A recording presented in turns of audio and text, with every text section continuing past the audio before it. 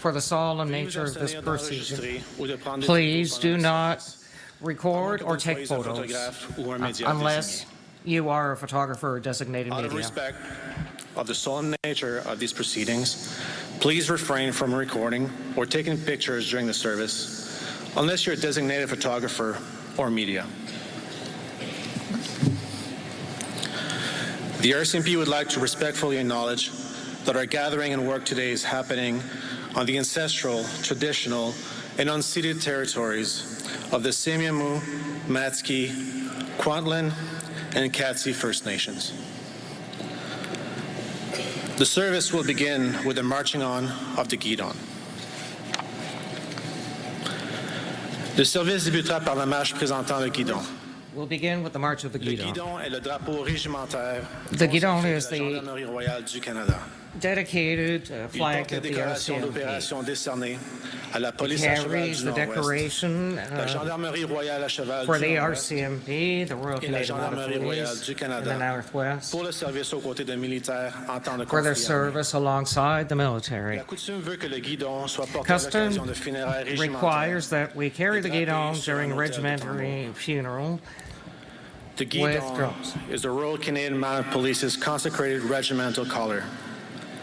It bears the Theatre Honours Award to the Northwest Mounted Police, the Royal Northwest Mounted Police, and the Royal Canadian Mounted Police for service alongside the military in times of armed conflict. It is customary for the guidon to be carried on the occasion of a regimental funeral and draped on an altar of drums. All persons shall remove their headdress at this time. A reminder, saluting is not required when your headdress is removed.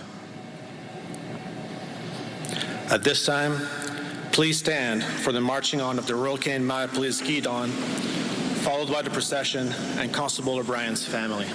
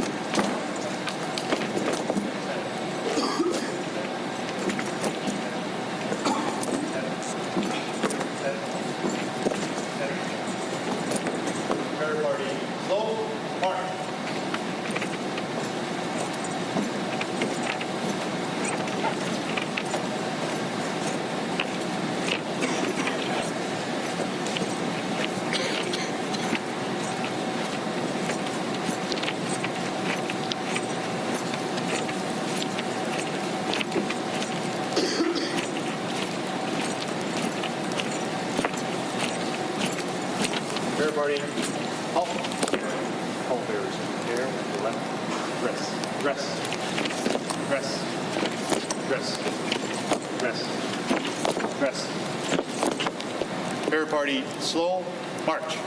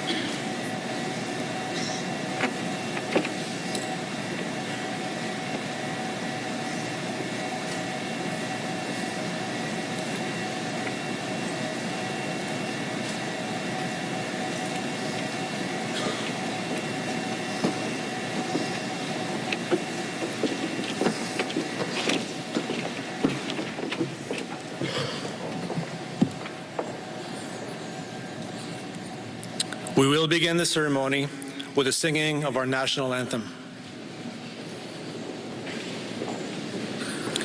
I invite Ms. Marie Huey to sing our national anthem.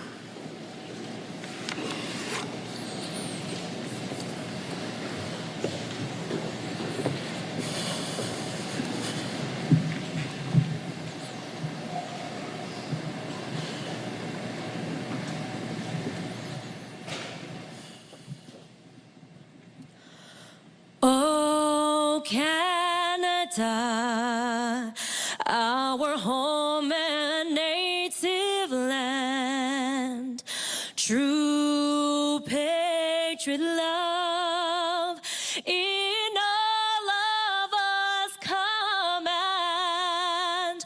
Car ton bras s'est porté le pays, il s'est porté la croix. Ton histoire est une épopée de plus brillants exploits. God keep our land glorious and free. Oh, Canada, we stand on guard for thee. Oh, Canada, we stand on guard for thee.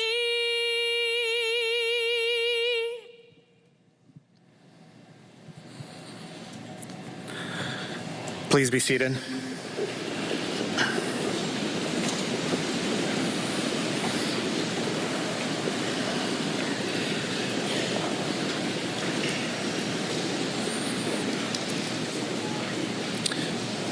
We are here today to honor our fallen hero, Constable Rick O'Brien of Ridge Meadows Detachment, Royal Canadian Mounted Police, and to recognize the ultimate sacrifice he has made in the line of duty to keep our communities safe. Merci de vous être joints à nous aujourd'hui. Vos prières et vos actes de gentillesse nous ont touchés et and words démontrent of votre kindness soutien et touched le us and respect que vous avez pour nos demonstrate the agents support et and leurs respect familles. you have for the Merci. agents and their families. Thank you. Thank you for joining us today. Your prayers and acts of kindness have touched us and demonstrate your support and the respect you have for our members and their families. Thank you. I would now like to call upon Ridge Meadows RCMP Chaplain Greg Dalman for the opening remarks.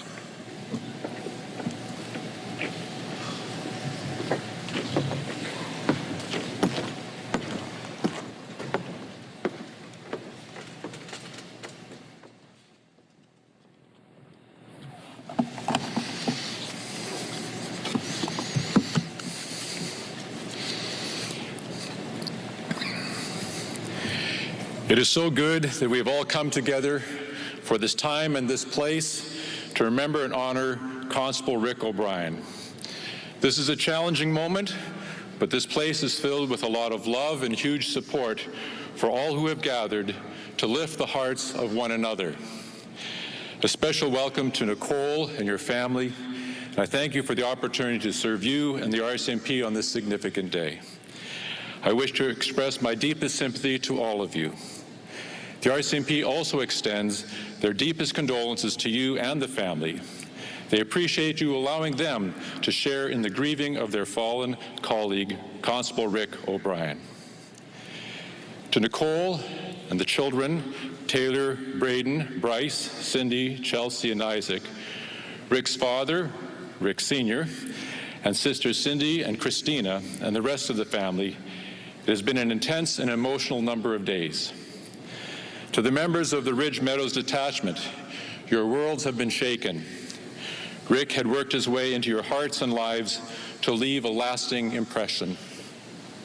To the rest of the RCMP present, the other police departments, and first responders, thank you so much for honoring Rick and his family today. We know all of you have been touched in various ways.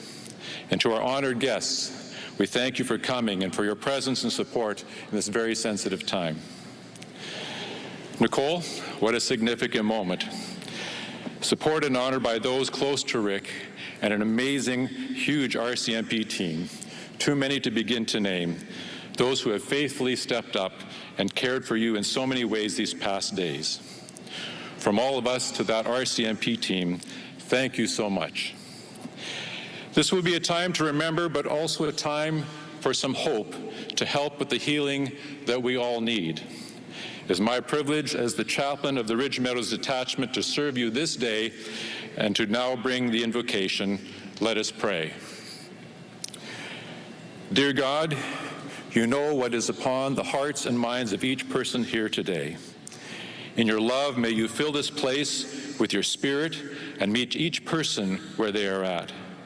Some are mourning deeply, others just feel numb, others are struggling in other ways. In your grace and power, minister to each person here this day. For those who will participate, give them strength and peace to share what they have prepared. Amen. Rick's family asked that a passage of the Bible that was significant to them and to Rick be read today. It was a passage that Rick's dad and mom would often pray over their children. In fact, a copy of this hangs in their home even today. It is Psalm 91. You'll find it on the back of your program if you would care to follow along.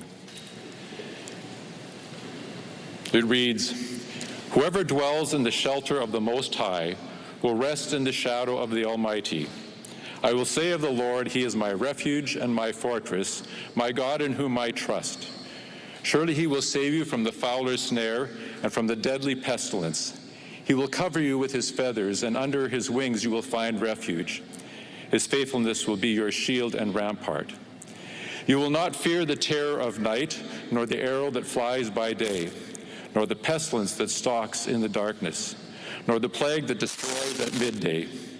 1,000 may fall at your side, 10,000 at your right hand, but it will not come near you. You will only observe with your eyes and see the punishment of the wicked. If you say, 'The Lord is my refuge,' and you make the Most High your dwelling, no harm will overtake you, no disaster will come near your tent. For he will command his angels concerning you to guard you in all your ways. They will lift you up in their hands, so that you will not strike your foot against a stone. You will tread on the lion and the cobra. You will trample the great lion and the serpent. Because he loves me, says the Lord, I will rescue him. I will protect him, for he acknowledges my name. He will call on me, and I will answer him, and I will be with him in trouble. I will deliver him and honor him. With long life I will satisfy him and show him my salvation."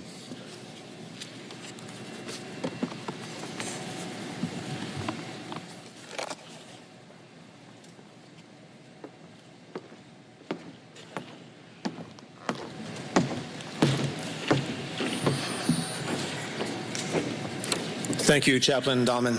Merci. Constable O'Brien's family has asked for a musical tribute, "It Is Well," to be sung by Miss Marie Huey.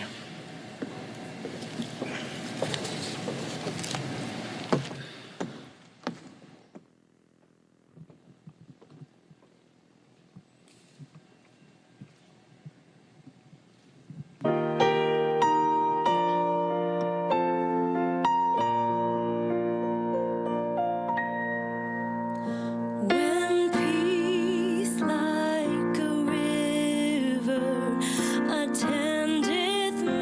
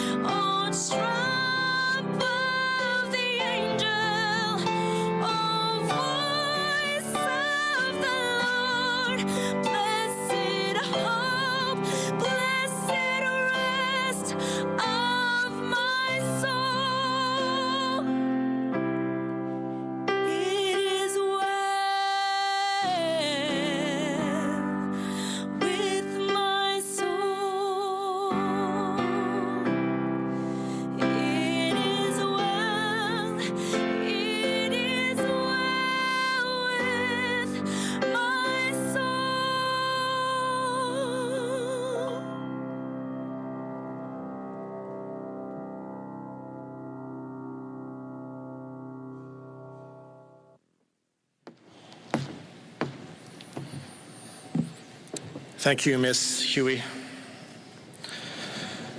I would now like to invite Constable Ben Stevens and Corporal Pete Westra to provide the eulogy.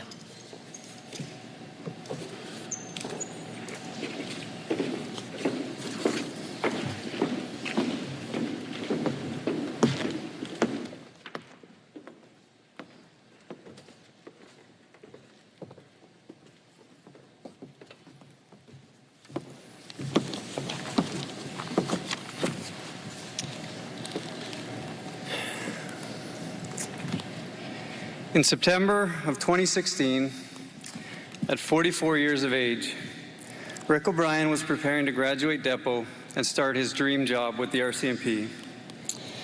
One of the reasons Rick wanted to become a police officer was because he wanted to show kids that police officers were there to help and that they could be trusted. His soon-to-be wife, Nicole, who he could not stop telling me about, provided him the final bit of courage required to fulfill that dream. My name is Pete Westra, and I'm so grateful that I had the opportunity to be Rick's field trainer, to work alongside him, and to become his friend. When he first started, it was apparent very quickly how kind and compassionate he was. He related with all clients very easily, but he had a special place in his heart for children. As soon as he was allowed, Rick would attend events on his own time to speak with kids while he was in uniform. Every 16 weeks, Rick would don the uniform and visit with multi-barrier young people with the goal of being a positive influence in their lives.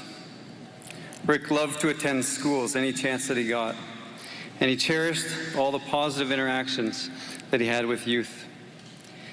He kept a picture in his work cubby of a drawing he received from a class of kids. This clearly meant something to Rick. Many people here today knew Rick personally, and many listening to this are here to honor a man they would have been lucky to know. But I wonder how many people here knew that Rick was actually only 13 years old. True story. As a leap year baby, Rick should have had his 13th official birthday this coming February. Maybe this explains why Rick was so happy to embrace his childish side. As Rick gained more experience and became more comfortable at work, he began to treat his coworkers more like his siblings. He could poke and pester with the best of them. When I heard about how Rick would take his sister Christina's donut and lick it before putting it back, I knew we were talking about the same person. But if Rick pestered you, you also knew he would be fiercely loyal to you. Rick was always talking about Nick and the kids of his blended family. He would fondly refer to them as the Brady Bunch. Rick loved all his kids dearly: Cindy, Taylor, Chelsea, Isaac, Braden, and Bryce. He loved you all, and he would tell anybody who would listen.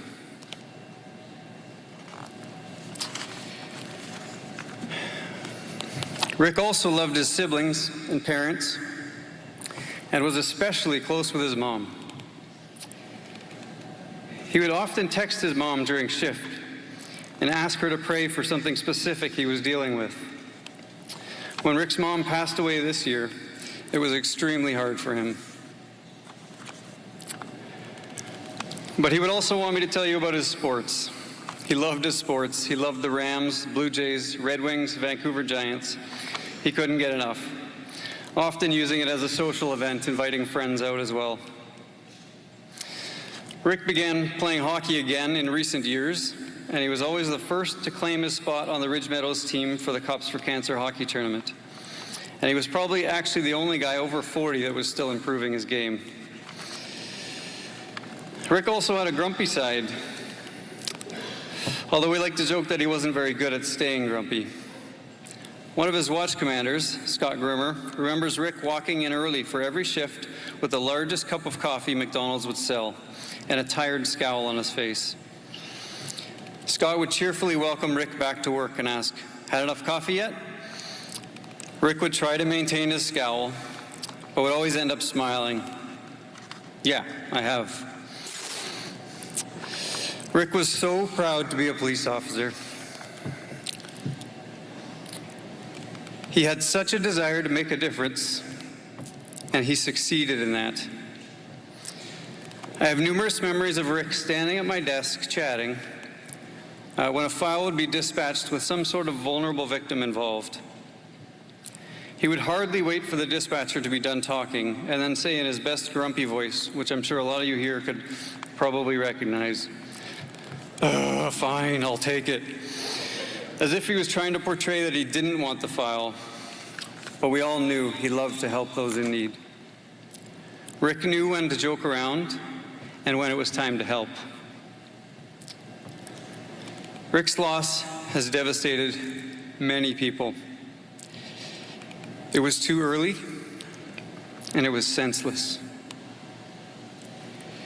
It will be felt by his family, friends, the entire Ridge Meadows Detachment, the RCMP, and the countless lives that he touched.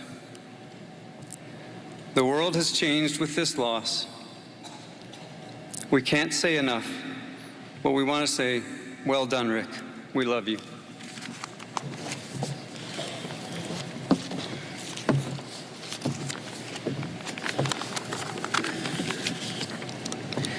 My name is Ben.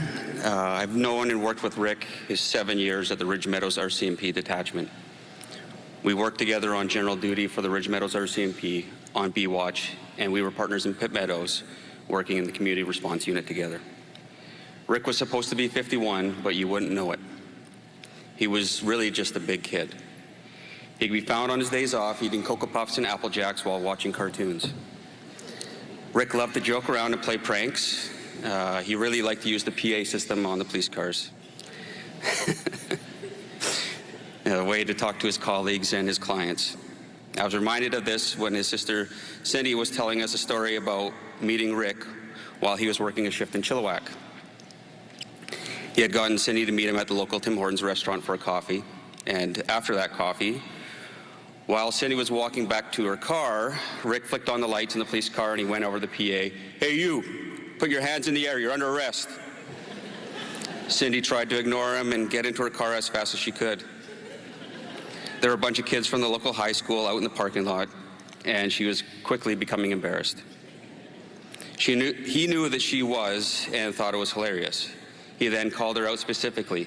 "Lady in the blue jacket with the black pants and the blue bag walking in the parking lot. You're under arrest, put your arms up." And you know he would have been laughing in his car. Rick was very young at heart, but he also had a heart of gold. If you ever needed help, you could always count on him. Every time that I've ever asked him to help me move or go and pick up something heavy, he always made himself available. He was genuinely happy to help and spend time with his family and friends. Rick invested so much of his time for others. He constantly volunteered his time to appear at schools, youth centers, local trade shows, sporting events, and anywhere else that he could, just so that he could show people that police officers were regular people, just like they are. The police officers were kind and compassionate and wanted to spend time with people from every background and experience. Rick knew that the presence of a smile in a uniform had the power to light up the eyes of a child or a person intimidated by the big man with a gun. He always had stickers, temporary tattoos, pins, whatever he could find to give to people. Rick knew that he could make a difference in people's lives, and he truly made sure that he did. You can see this with the several posts on social media and letters sent to the detachment where members of the public have expressed their gratitude and shared their positive interactions with Constable O'Brien. And you can see that in the support and the attendance here at this service. One of the common themes with everyone I talked to about Rick is just how proud he was of his family. His wife, Nicole, his 3 children, Cindy, Chelsea, Isaac, and Nicole's 3 children, Taylor, Braden, and Bryce. He bragged about you all. Everyone knew how proud he was to be a police officer, an RCMP officer, and everyone said how proud they were of the type of police officer that Rick was. He was a recipient of the Award of Valor. His pictures have been on the walls in the Pitt Meadows Community Police Office, as well as the Ridge Meadows RCMP Main Detachment in Maple Ridge.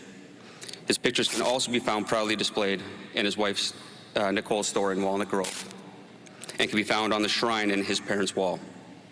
His sisters always asked why their pictures weren't on display on the shrine, and Rick used to tease them with a big smile on his face.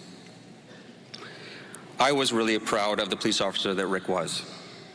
He taught me a lot about patience and trying to be a better police officer, about what is important, and that is to make people feel better than they did. Let people know that they matter, change lives for the better. Life is too short. Rick would have been so proud of this service and everybody here. He would have rolled his eyes and said, ugh, whatever, like he didn't really care about everyone coming out for him. But really, he would have been smiling ear to ear. Thank you for giving them this great honor that he truly deserves. In policing, there's a brotherhood, a sisterhood. You go through some really high highs and some really low lows. Through it all, we are stuck together as a family, and we help each other carry on. This is what makes Rick our brother, and that's what makes us all family. We hurt now because we loved him. We will continue to hurt because we loved him, and we will heal because we loved him. Now, I'd like to finish this with a comment for Rick's niece. Uncle Ricky is a hero, and he always was.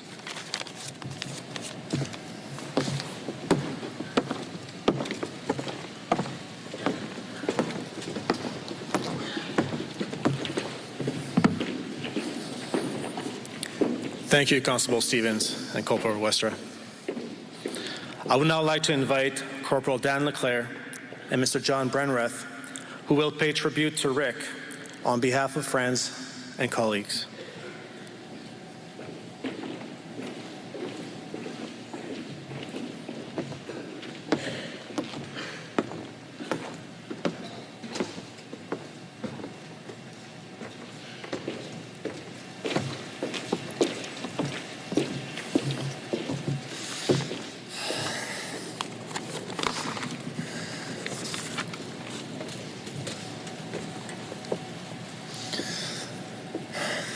Hi.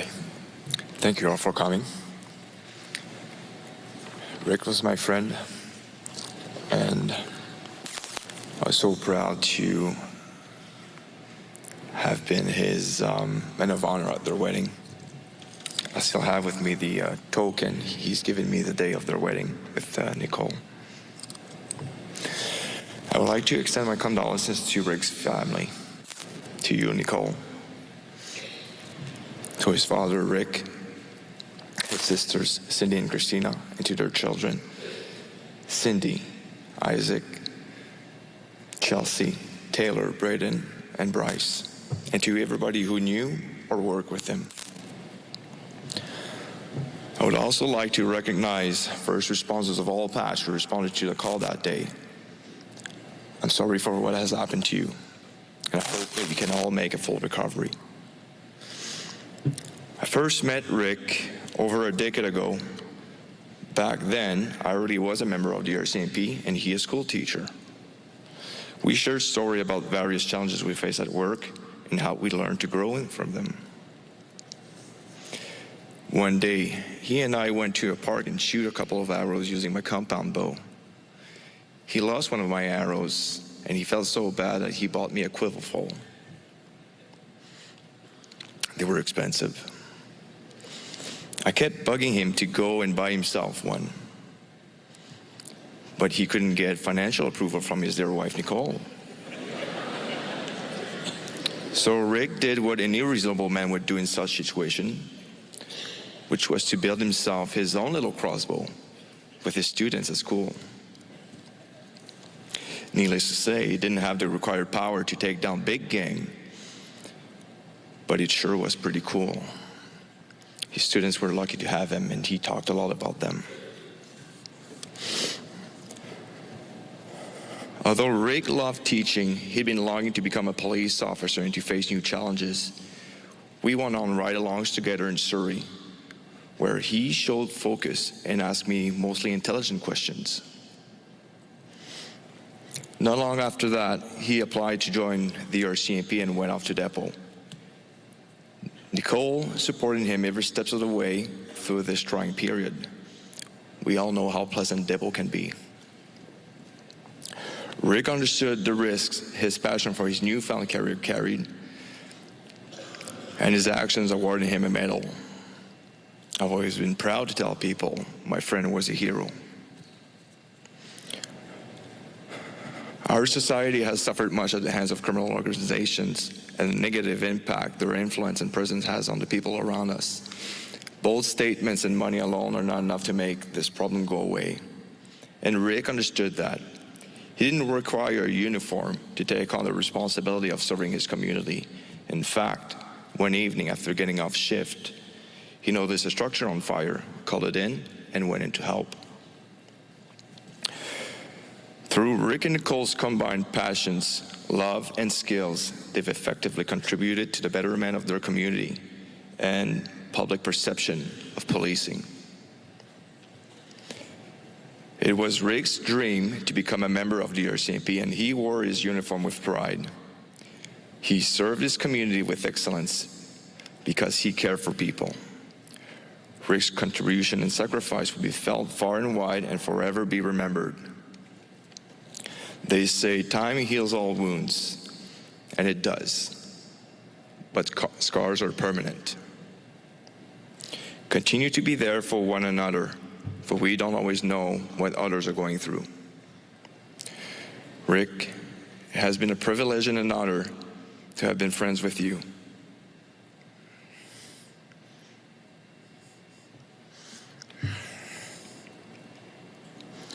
I wish I could have done more to help. We're also very proud of you. We love you, and you will be missed. Thank you.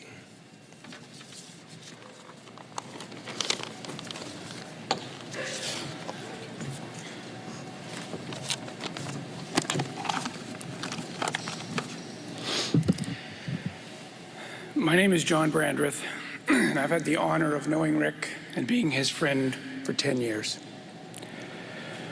Over the past few days, I've been thinking and reflecting about what I wanted to say about Rick. As his friend, what stories could I tell to let people know just a little bit more about who he was? One thing I know for sure is that any stories that were told about Rick, he would have wanted them to be the funny ones, as Rick had an incredible sarcastic sense of humor. So the more I thought about it, I realized that if I'd been able to have one last conversation with Rick, I'm pretty sure he would have wanted me to talk about three things. Firstly, he would have wanted me to talk about what it meant for him to be a member of the RCMP. He definitely would have wanted me to talk about the love he had for his family, his kids, and the love of his life, his wife Nicole. And I'm pretty sure Rick would have wanted me to talk about sports, lots of sports. He loved all kinds of sports. And knowing Rick, he probably would have also wanted me to talk about how great he was at video games on his PlayStation 5. But since I'm not much of a gamer, I'm not going to talk about that today, Rick. Rick absolutely loved being part of the RCMP. He loved everything about it, including all of its traditions and its history. And I can tell you, as a proud Canadian sitting here today, what I'm witnessing is one of the most incredible things I've ever seen in my life. Rick worked with some incredible people who I've had the pleasure of meeting recently as well. Rick was also incredibly proud of the people that he helped and influenced over his 7 years as an officer. This truly was his dream job, and he loved it. But even greater than the love he had for the RCMP, the love that Rick had for his kids, his family, and of course, his soulmate, and the love of his life, Nicole, was truly remarkable. Anyone who ever had the chance to see Rick and Nicole together as a couple could clearly see how much love they shared for each other. Nicole would absolutely glow and radiate when she spoke about Rick. She is so proud of him. Some of my favorite memories of Rick involve his ability to make Nicole laugh uncontrollably with his jokes and his silly one-liners and his goofy looks. It definitely was a sight to see. I can honestly say that Rick and Nicole packed a lifetime of love and adventure into their 11 years together. When I first met Rick, I quickly realized he was a huge sports fan. And I think that's one of the reasons why he and I became such good friends. Rick's love of baseball, hockey, and football was massive. And Rick was also a bit of a stats nerd, especially when it came to baseball. If you asked him, he could tell you the batting averages, the slugging percentages, the earned run averages of practically every player on the Toronto Blue Jays roster, both past and present. And Rick was also never shy to call them out and yell at the TV or throw the odd remote control in its general direction when they were not playing up to his standards. Rick would also be very happy to know that the Blue Jays are heading to the playoffs again this year. And I plan to drink a few of his favorite Sleeman Honey Browns and raise a toast to him and watching some of the games. And I know he will be there with me. Well, Rick and I shared the same passion for baseball and the Toronto Blue Jays. When it came to hockey, well, that was another story. Rick's love for the Detroit Red Wings was legendary. In fact, I think he owned at least 4 Red Wings jerseys, complete with matching hats, of course. And before he got his beloved black pickup truck, Rick used to drive around in a bright red car with more than one Red Wing sticker on it, too, if I remember correctly. For the past 5 years or so, Rick and I would attend a Canucks Red Wings game in Vancouver, and it was always a great event. Rick insisted that we went very early when the gates opened so that he could get right down to the glass and watch his team warm up. And he would proudly cheer them on, and boy, did he love booing the Canucks. And I think back now in the 5 years or more of going to those games, I don't think the Canucks won any of them. So you can only imagine the trash talking that went on in the car on the way home after that. And speaking of car rides, I recently heard this story from more than a few of Rick's detachment mates that he used to like to pass gas in the squad car and laugh about it. Well, I can totally relate to this story because in July, my wife, along with Rick and Nicole, were in Seattle to watch the Blue Jays play the Mariners. And we decided to take an Uber from the hotel to the stadium. Well, Rick also decided to pass gas in the Uber. And let's just say the Uber driver was not very happy. And the windows were kept down for the rest of the trip after that. It's stories like this and the many others that have been shared about Rick that make him who he is. He was full of life and full of laughter.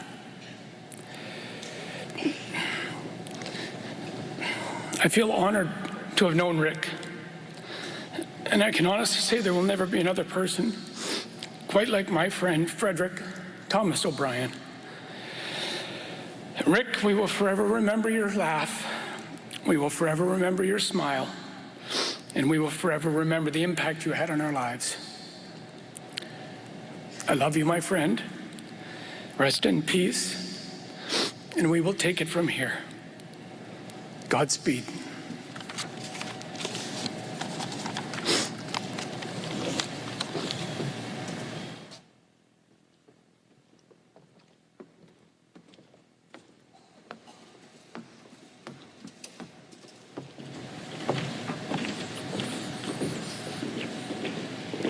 Here with us today is Cindy Neeson, who will pay tribute to Rick.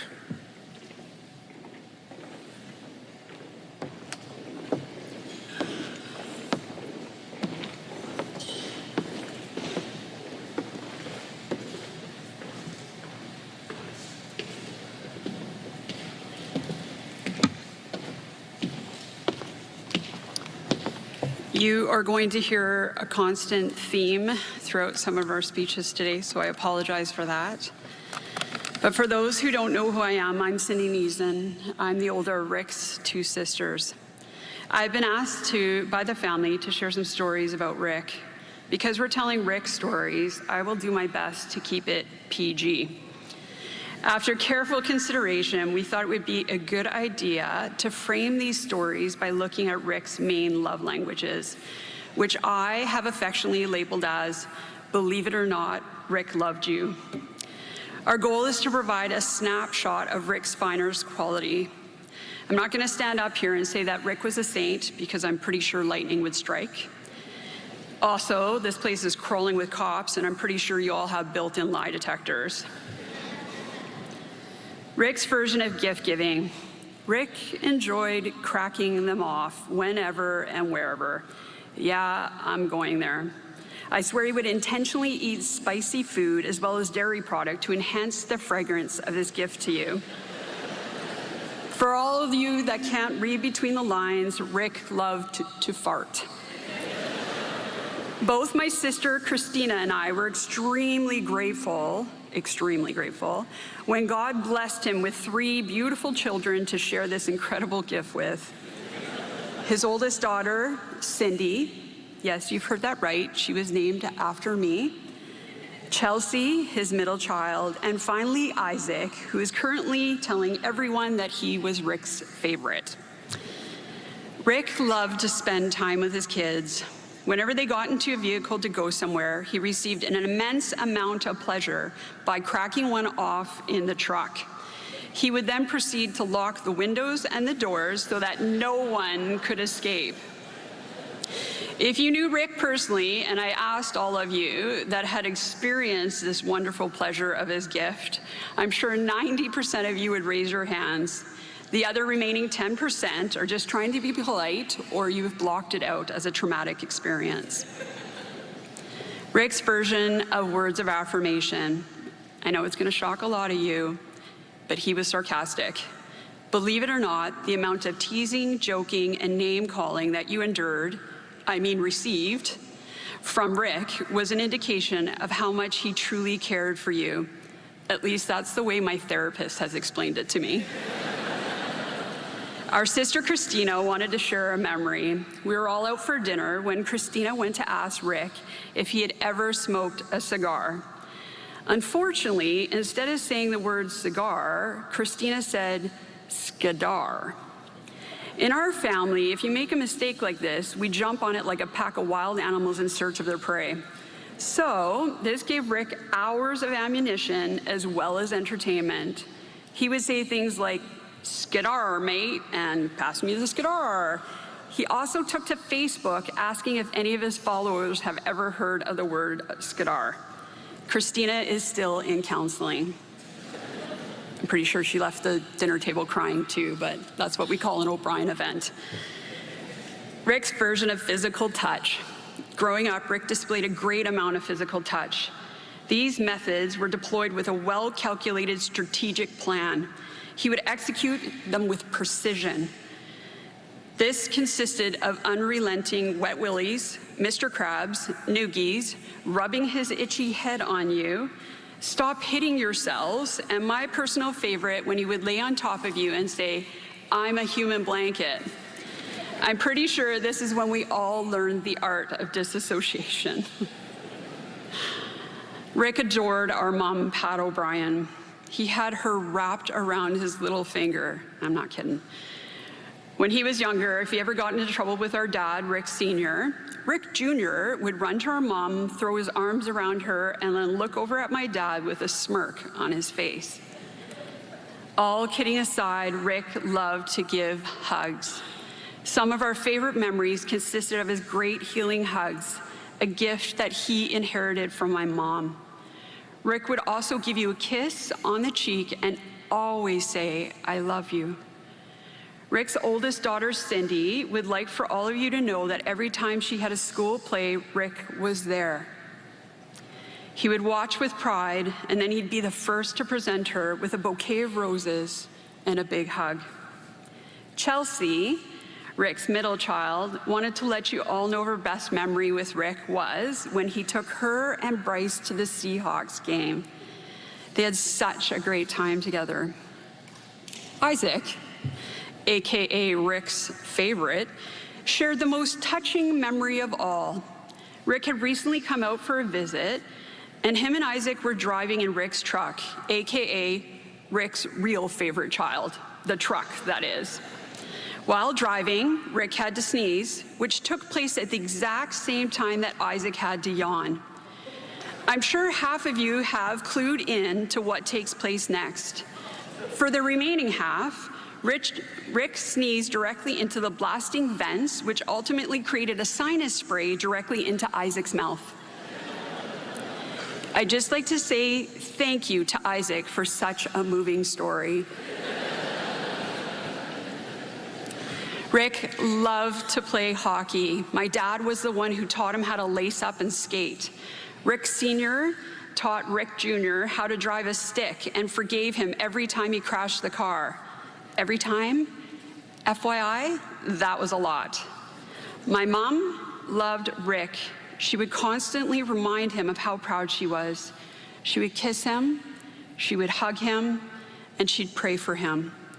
My parents were so proud of Rick. In fact, when Rick graduated from Depot, here's an awesome story for you. My parents designated an entire wall for Rick. Some might say a shrine. Thanks, Ben. I don't think anyone knew that Rick had 2 sisters up until today. Rick loved to laugh, and we hope that you were able to laugh with us as we remembered who he is and was. I want to leave you with this. If Rick loved you, he loved you with his entire being. Thank you, Nicole, for loving Rick. Our family is forever grateful to you for loving him, his kids, and us, your extended family. We know that Rick is at peace, probably the only guy in heaven listening to Led Zeppelin. I know he is there with my mom, with our mom, hugging her and smirking at all of us. Thank you.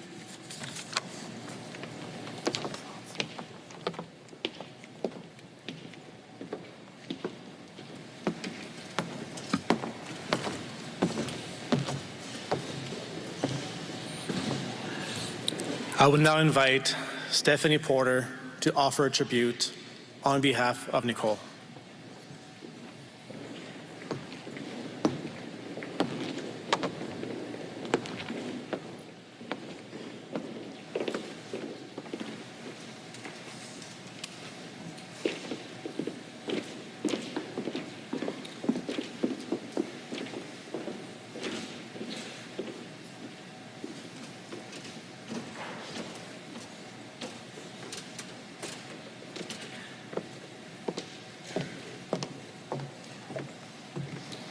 Hello. As a longtime friend of Nicole, Rick's wife, it is my honor, to be here today to speak on behalf of her and her family and to share with you the words of love that they have written to Rick. I'll begin with Nicole's family's message. Rick will be missed as a son-in-law, brother-in-law, and uncle who was quick to laugh and even quicker to love. Rick had a pure soul, a kind, gentle demeanor, and enjoyed genuine conversation. Rick will be remembered as probably preferring to be seated at the kids' table, eating cereal while watching cartoons or his beloved Detroit Red Wings. And now a message from Taylor. I can't believe you're gone. It feels so wrong to visit the house and not to hear your colorful language as you shouted at the TV during a sports game that wasn't going in your favor, or not to catch a whiff of the delicious meals you used to whip up in the kitchen. Now our family dinners consist of Mom's questionable cooking that we used to tease her about. I really miss you. Whenever I needed you, you were always there for me.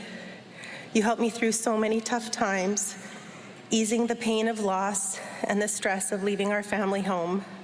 I know you despised having to dismantle and reassemble my bed twice, but you did it for me. You were there for me in ways that no one else ever could be, and I'm forever grateful for your love and support through all the ups and downs. I believe you're still watching over me. I love you. Next is a message from Brayden. I will miss the laughs, the endless laughs. Rick never failed to make me laugh, to make us all laugh. With Rick, you could be having the worst day, but within 5 minutes, he had you smiling. With Rick, you could talk about anything, especially sports. We bonded over sports, especially the Blue Jays. He claimed to love the Blue Jays, but it was more of a love-hate relationship, especially when they lost. I'm sure Rick is super stoked that the Blue Jays clinched a playoff spot. My favorite memories with Rick are always with sports. They brought us together. I loved going to the field with him to throw the baseball around and hit some balls. However, my most favorite memories are playing stick and puck on the ice. I'll always cherish those times and miss the fun times we had. I love you, Rick. Now a message from Bryce. It's hard to believe that someone who's been in your whole life won't be there anymore. I miss you super duper much, Rick. And I miss all the laughs and the jokes we've had together. And although I'm pretty sure Ivy the dog was your favorite in the family, in my mind, I know that I was. It seems like there's a competition going on here. Thank you for all the amazing dinners. I will always love you. And last, I will read Nicole's words. Dearest Rick, my love, where do I even begin? The night before, we were so excited, talking about this very day, the day where we were jumping on an airplane to paradise for 11 days. 11 days of just being together. No work, no distractions, no kids, just us. And here I am instead, sending you off to a different kind of paradise. One that I was never prepared for. Excuse me. How do I ever imagine life without you? When our whole life was planned around being together and watching the kids grow up, getting older, becoming grandparents, and looking forward to all the adventures we were still going to take. You were always such a trooper when I came up with things to do. I know you often rolled your eyes and were thinking, seriously, do we have to? But you went along with it anyway because you loved me and you wanted to make me happy. Oh, the fun we've had. We really did fit a lifetime of adventures into the last 11 and a half years. My very favorite thing about you is loving you and the way you love me back. The love we shared will be the one thing I will cherish the most. A once-in-a-lifetime kind of love, a storybook love, a love that we both never knew existed. I love loving you, and I love our story. You came into my life when I least expected it. I remember seeing you for the first time. It was those beautiful, kind eyes and smile. It didn't take long to learn what an amazing human you were on top of it all. A beautiful human with a soothing voice, kind, caring, compassionate, thoughtful, and considerate. Everything I could have hoped for in a partner, and so much more. You wrote me songs and poems, and I even remember when you mailed me a CD you made to my work, and then excitedly told me why you chose each song. It didn't take long for me to fall in love with you.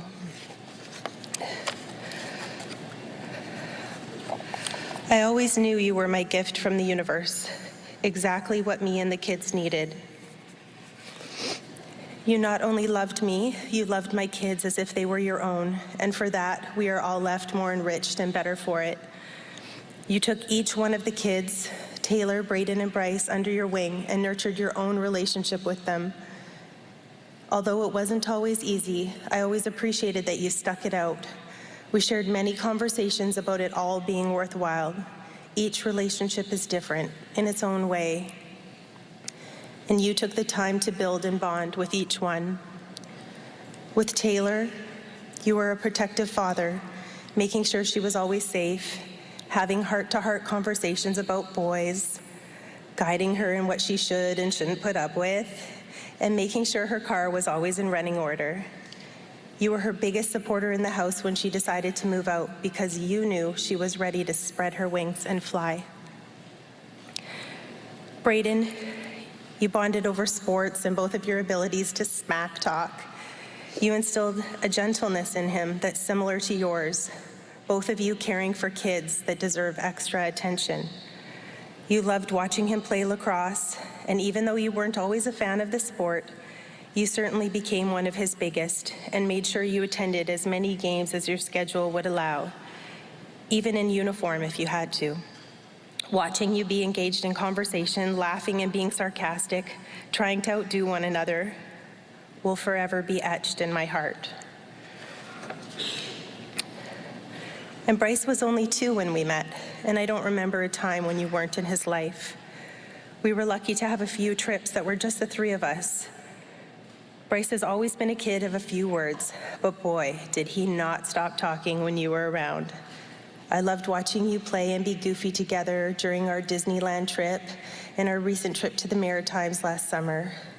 Seeing how much laughter and joking went on between the 2 of you, how much the 2 of you loved to gang up on me when you were together, made our trips ones that I know he will never forget. I know this summer you talked about how proud you were of the box lacrosse player Bryce was becoming.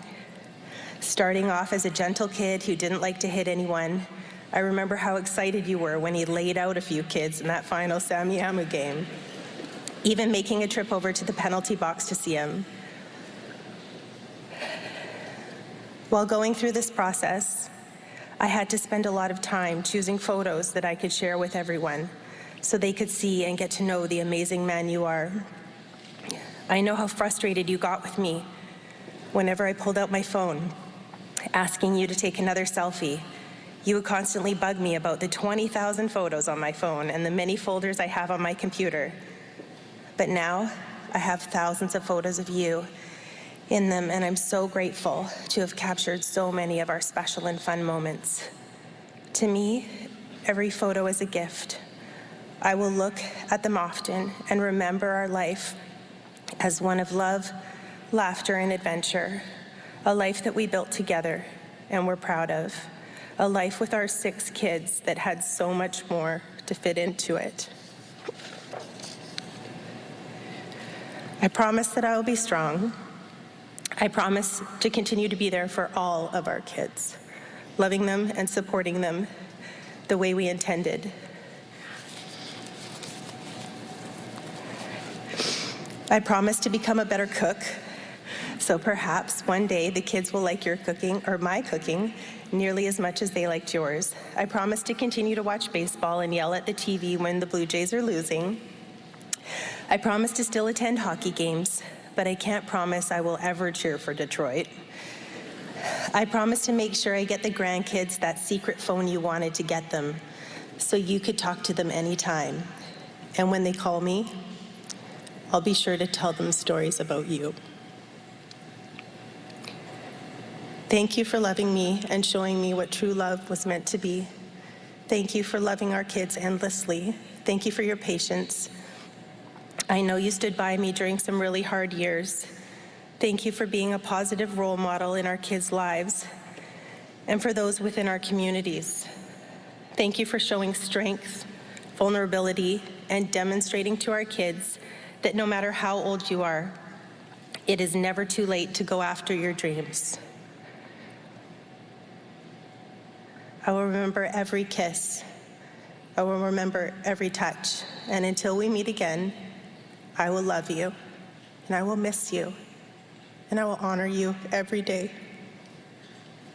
You are my forever love, and I will forever have your 6. I love you so much. Nick.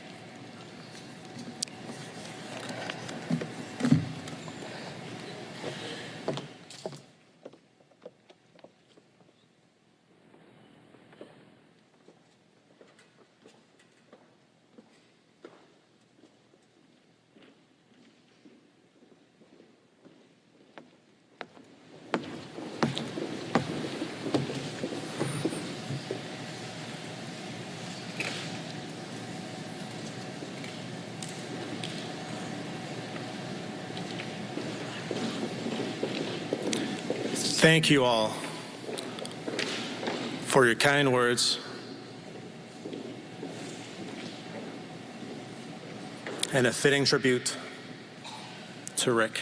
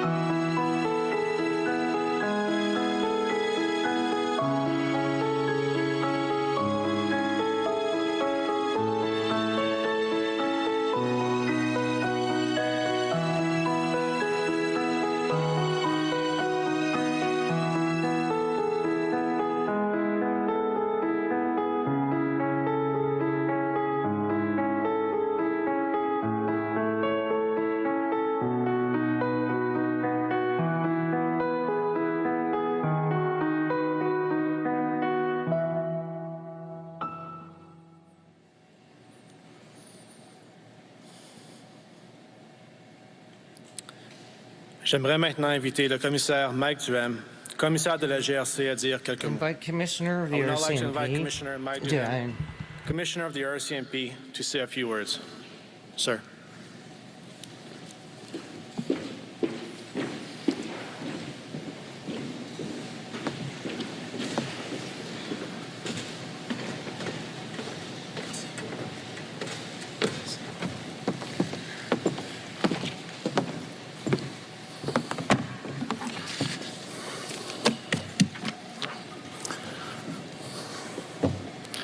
Constable O'Brien's family, Right Honourable Dominic LeBlanc, Minister of Public Safety, Premier of British Columbia, Mr. Eby, honoured guests, RCMP colleagues, law enforcement and first responders, veterans and friends. I want to start by expressing my deepest condolences. That's far too formal of a way to express how raw this feels.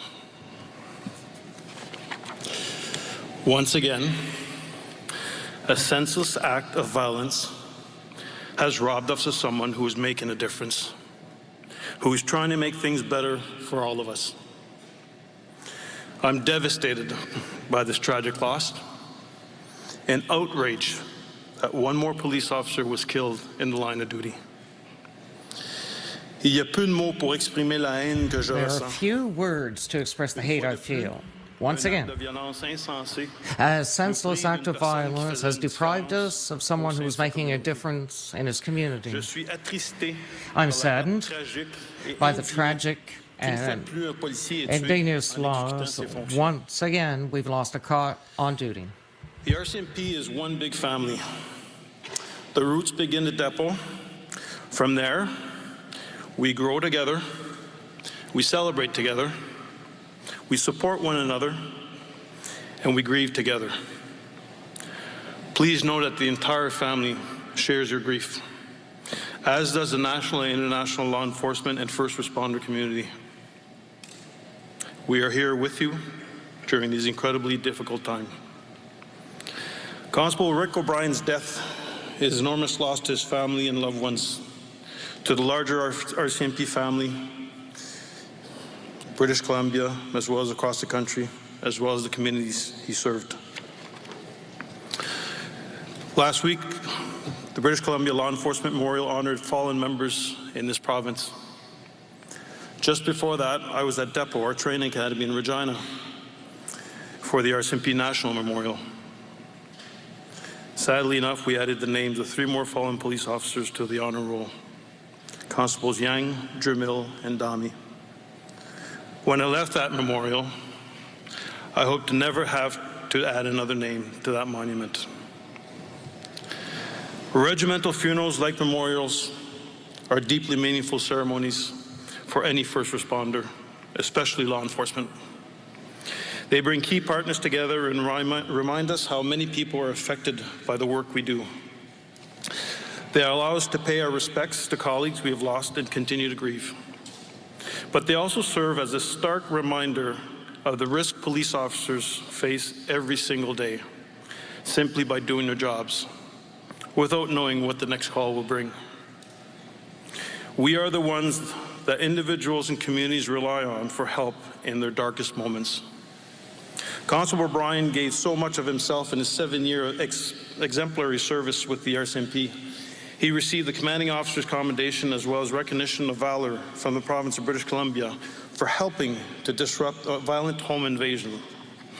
His work contributed to the rescue of 4 adults and 1 small child and the arrest of 4 armed suspects. The sad reality is the criminal landscape is increasingly violent. The demands placed on officers are higher than ever, and the dangers are painfully real. This means that our law enforcement community is needed now more than ever, and I am forever grateful for the sacrifices made by our members, law enforcement, and our first responder partners. It takes a special kind of person to choose to work in this field. Policing demands extraordinary dedication and skill, outstanding professionalism, and unflinching courage. There are certainly easier ways to serve Canadians, many with fewer risks. but quite frankly, I can't think of a career more rewarding than this one. Like every member of the RCMP, Constable O'Brien chose this noble path of service in order to positively contribute to enhancing the safety and security of Canadians. Rick made a positive impact in policing and everything he did. He embraced his community and provided a model for others to follow. Rick is, and always will be, a hero, and we will carry on his important work. As Commissioner of the RCMP, leading this great organization made up of 30,000 people, I will keep doing everything in my power to protect the safety of every RCMP employee while they focus on protecting others. And I call on community leaders and decision makers at all levels of government to do their part. Each one of us must support the vital work underway to preserve peace and safety across this great country. And I'm counting on all of you. En tant que commissaire de la GRC, as Commissioner of the RCMP, responsible for this wonderful organization of more than 30,000 employees, I will do all I can to protect each employee who is daily devoted to protecting others. I also call on all community leaders and all levels of government to do their part. Each of us should do the vital work of supporting protection of our citizens at the national level. I'm counting on you. And all the people that he served, protected, and inspired over his career. I want to express my most heartfelt thanks and respect to Constable Rick O'Brien. Thank you.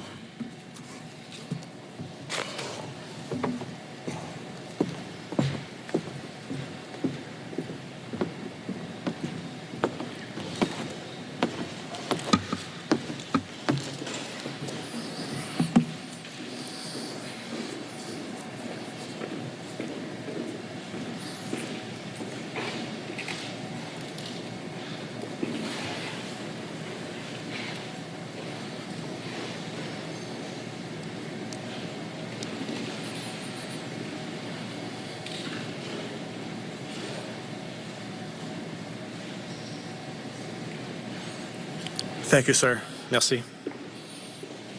I would now like to invite Deputy Commissioner Dwayne McDonald, Commanding Officer of E Divisions, to offer remarks. Sir.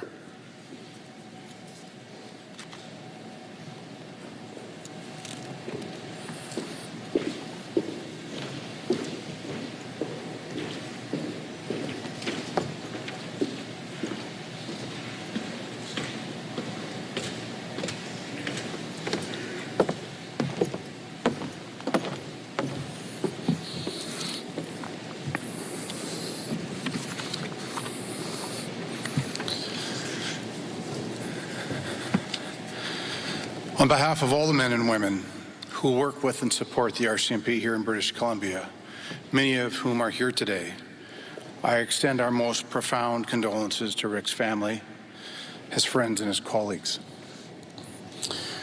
We are here to honor our hero and to comfort Rick's family, his detachment, the force, communities, partners, and a country who are all in mourning.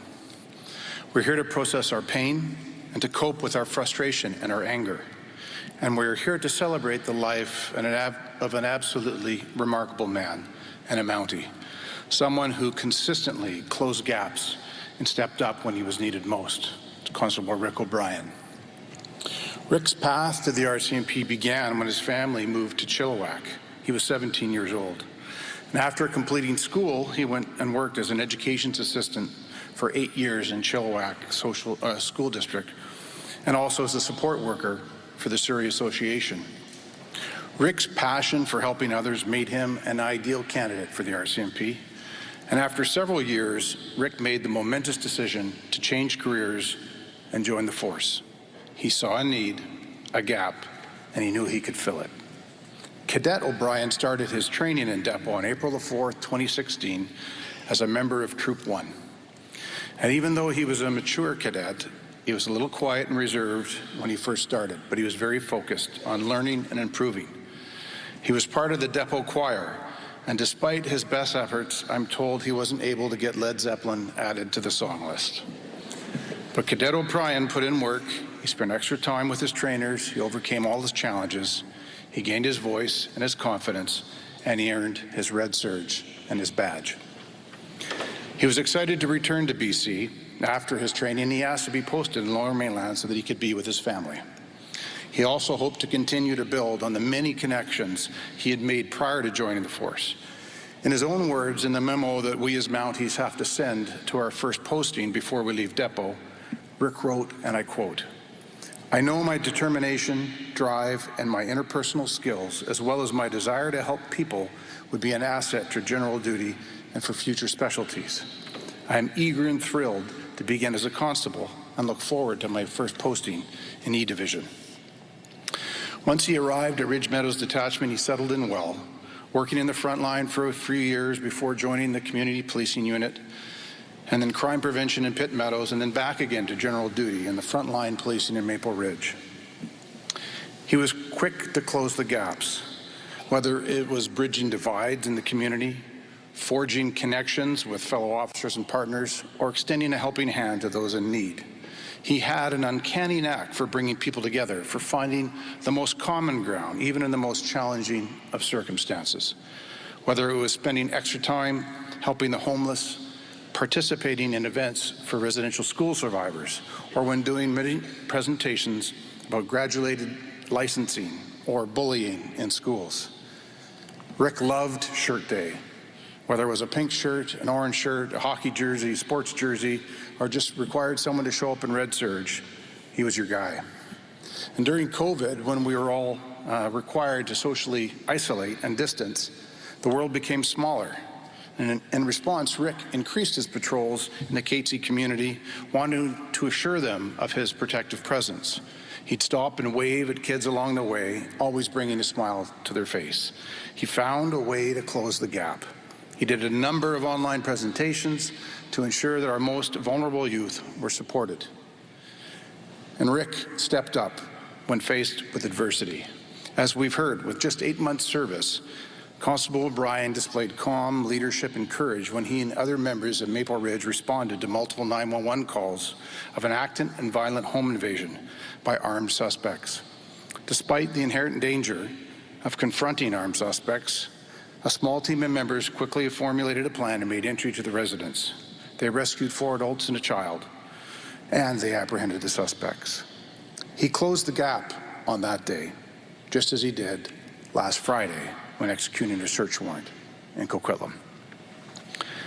It says something when multiple assessments reference Rick's sense of humor, his appetite for mischievous behavior on the watch, but also his realistic optimism and his ability to wordsmith his recurrent reports in such a way that still have his supervisors laughing. Saying goodbye to one of our most noble protectors will never get easy. He spent so much of his career closing gaps. How do we now deal with the gap left by his absence?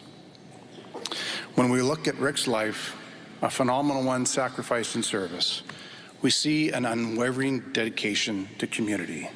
We see a man who made a conscious decision to change careers in order to put the lives of others above his own.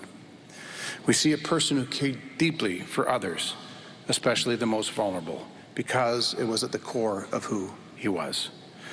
Constable Rick O'Brien, Regimental Number 62890, you chose to serve and help others, and you did so with distinction. You were and are a hero who consistently closed the gap and stepped up when we needed you the most. You made a difference. And to Rick's family, thank you for sharing Rick with us. We share in your grief. Your RCMP family is here for you always. And we know that nothing we can say or do will ever ease the pain that you're feeling. But we do know that we will never stop being by your side, wherever and however you need us. It's what makes our RCMP family special. It's made up of so many incredible people like Rick. We stand ready, a sea of red, to fill the gap that Rick has left behind. We are so fortunate to have had Rick among our ranks. He made us better. Let us honor his memory by carrying forward the values of courage, of compassion, and unity that defined his service. And it will take courage moving forward, but we can take some of that courage from Rick, because he certainly had enough to go around. we will never forget.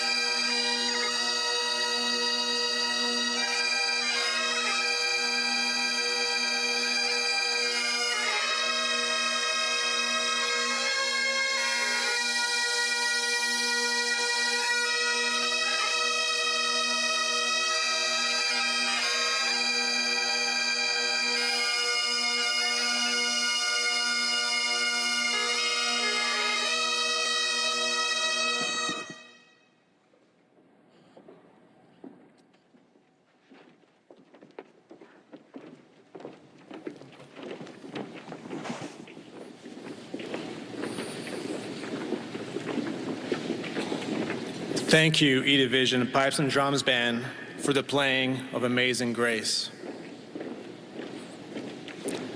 I will now ask Ridge Meadow RCMP Chaplain Greg Dahlman to come forward to provide the homily and offer the prayer for the RCMP.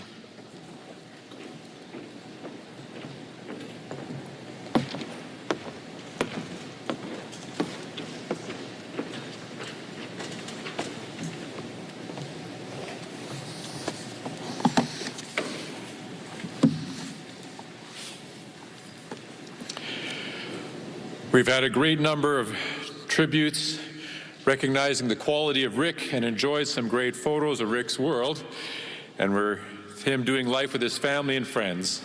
Thank you for sharing them with us today. Some of those things we or I would never have imagined, but then again, if you knew Rick, it does make sense. My experience with Rick started 7 years ago when he started at Ridge Meadows. He was like many other rookies, facing all the forms and paperwork to be processed. I would see him just occasionally times when I would visit the detachment and be there. In time, it was great to see him engaging and resourcing other new members who had come after him.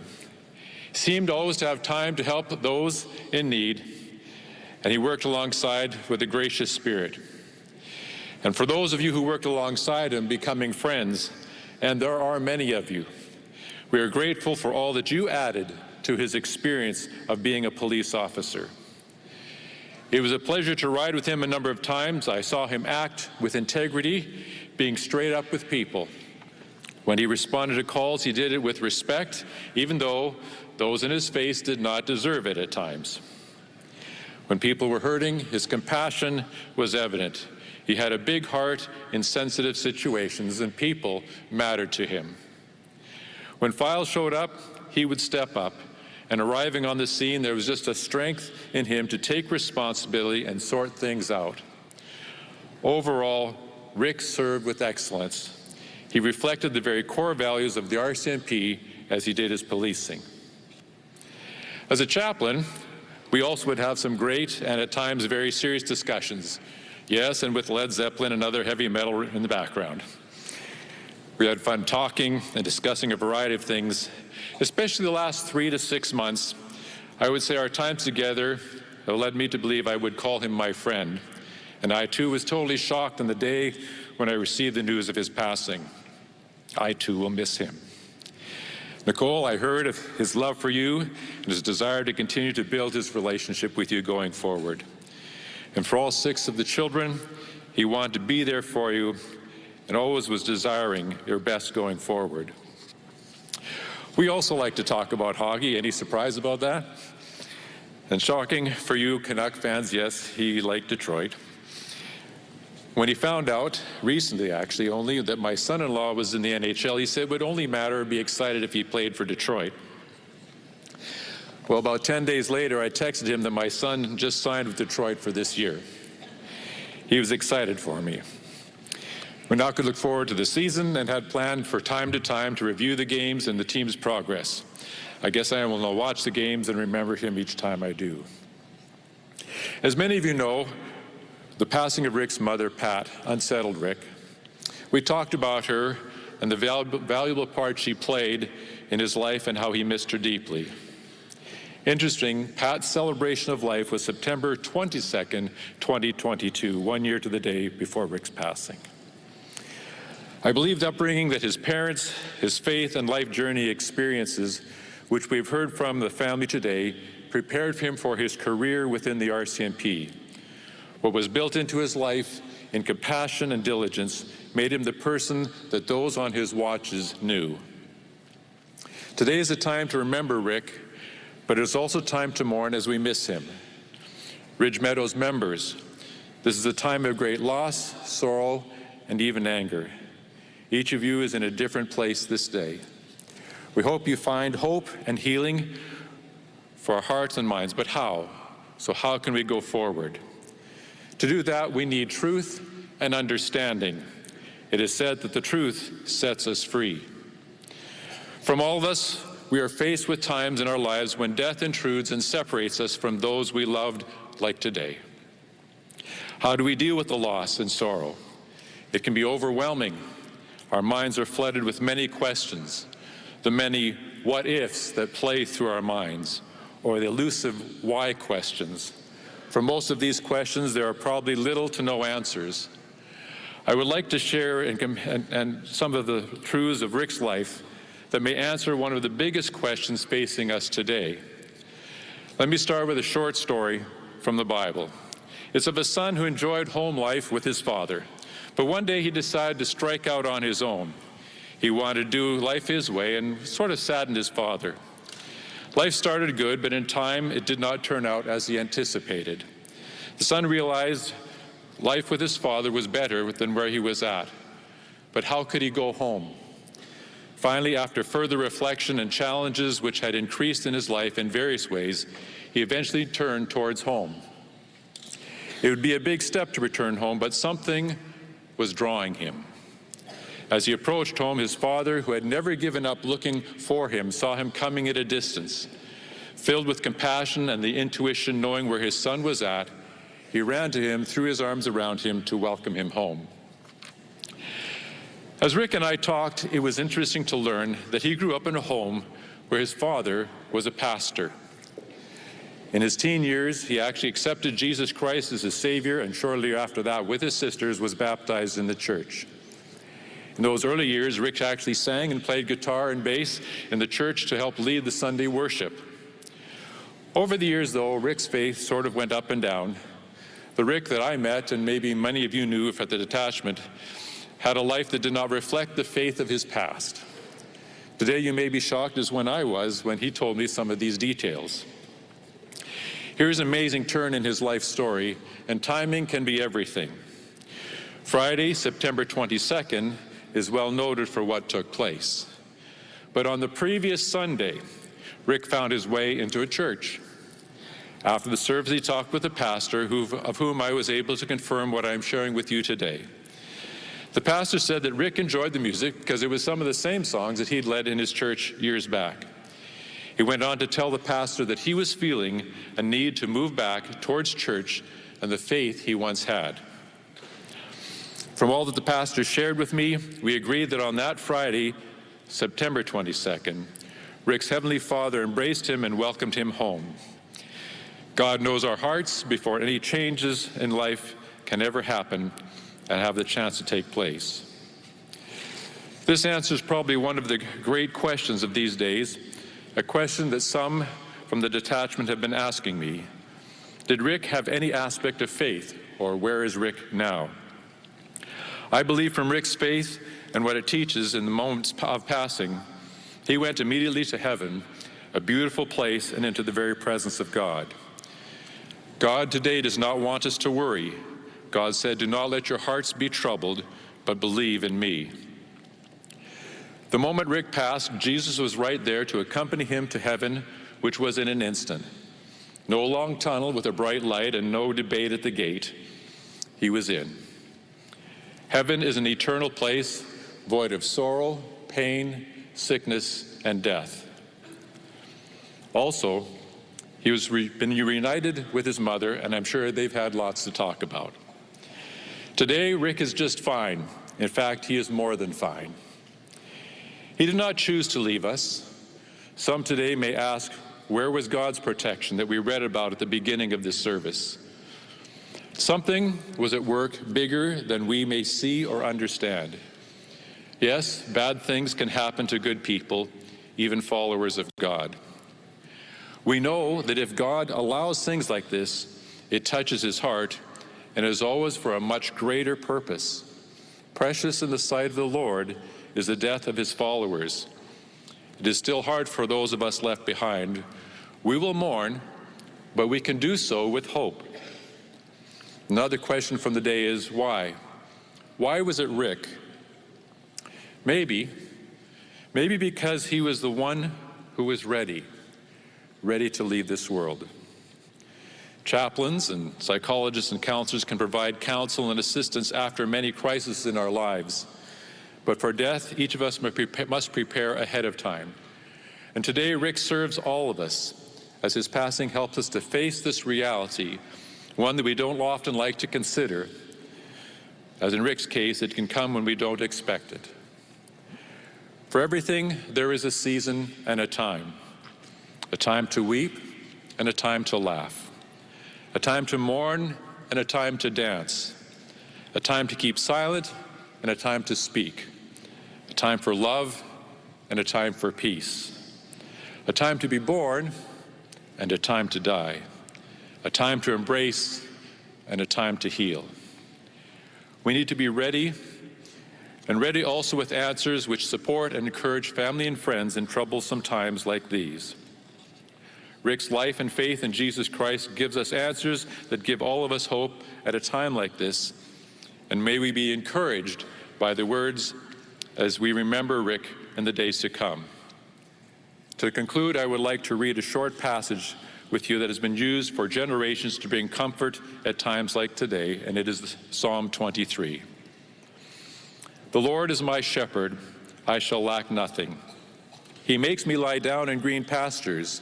He leads me beside quiet waters. He restores my soul.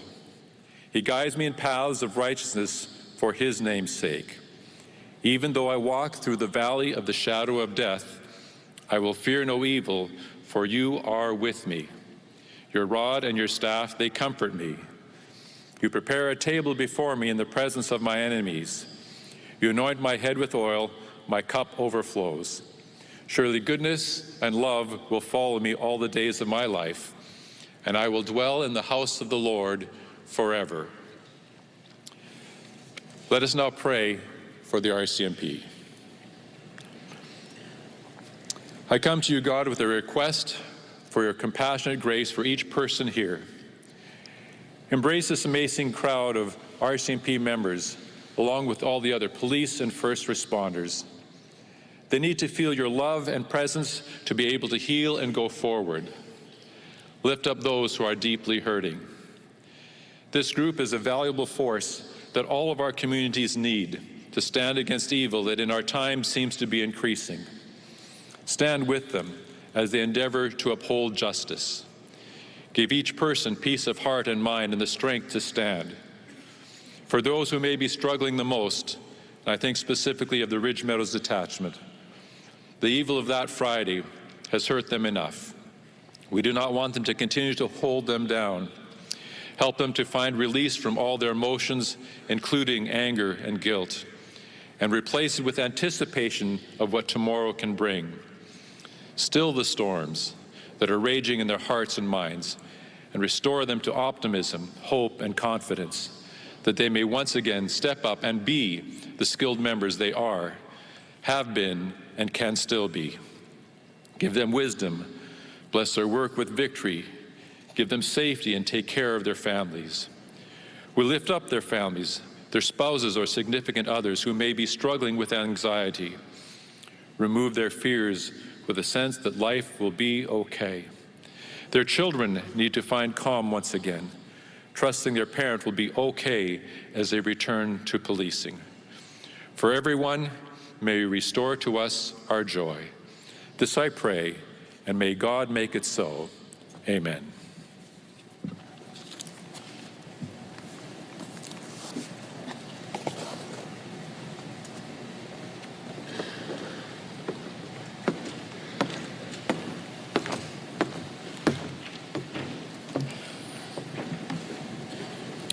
Thank you, Chaplain. Nous amorçons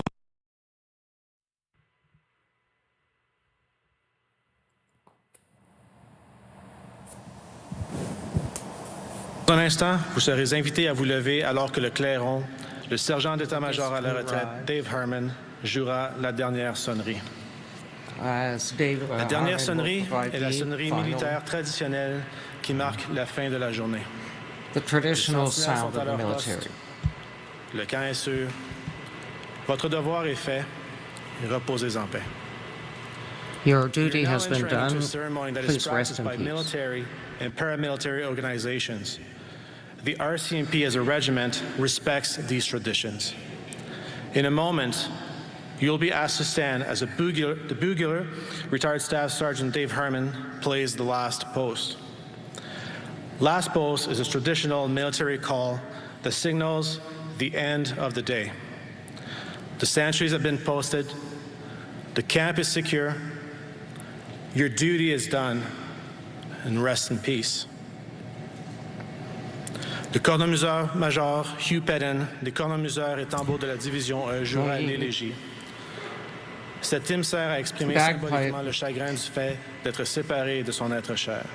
Will express the feeling of being Hugh separated Pedden from a of the loved E one. Division Pipes and Drums will play the lament. The lament is to symbolically demonstrate the sorrow of separation from our loved ones. Pour clore la cérémonie, nous entendrons le réveil, que jouera le clairon encore une fois. Le réveil est la sonnerie du matin qui annonce un nouveau jour, is the announcement of a jour new pour ceux day. et celles A qui new restent afin de day poursuivre leurs for œuvres. those who remain to Pour Rick, pursue their c'est work. un nouveau For jour Rick, pour son it's a ascension new day au-dessus for des his réalités ascension terrestres. above worldly The final reality. portion of the ceremony is Reveille, again played by the bugler. Reveille is the morning call that signifies a new day. A new day for those that are left behind to carry on as they must do. For Rick, a new day to rise above his mortal duties.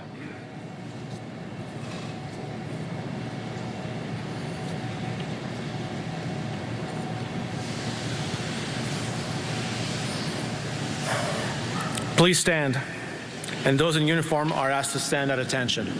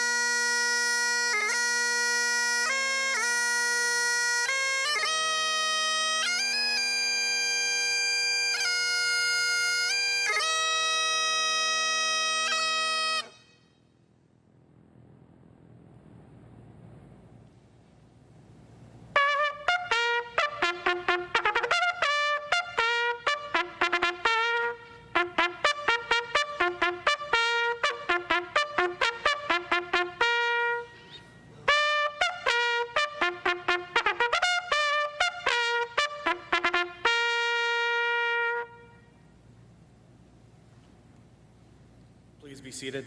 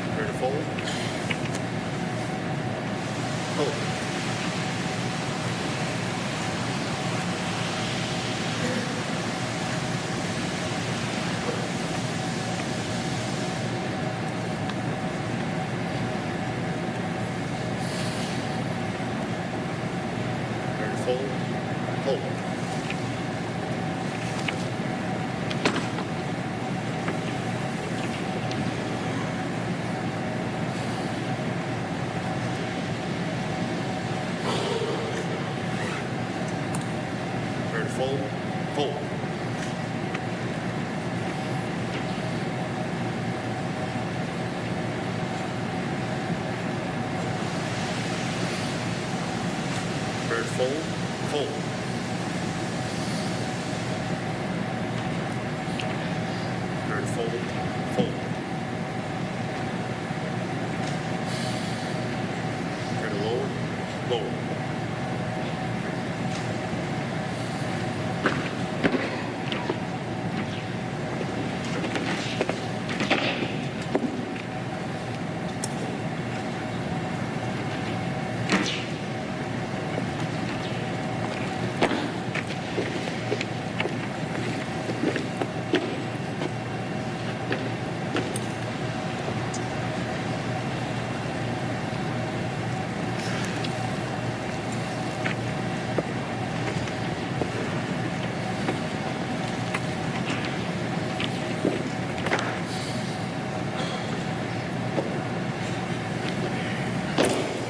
You're watching the regimental funeral for BC RCMP officer Constable Rick O'Brien. He was killed in the line of duty in September in Coquitlam, British Columbia. His friends and colleagues, as you can see there, so many of them in that room, marking his death as happening too early, as senseless, and his life as one that impacted a countless number of other people.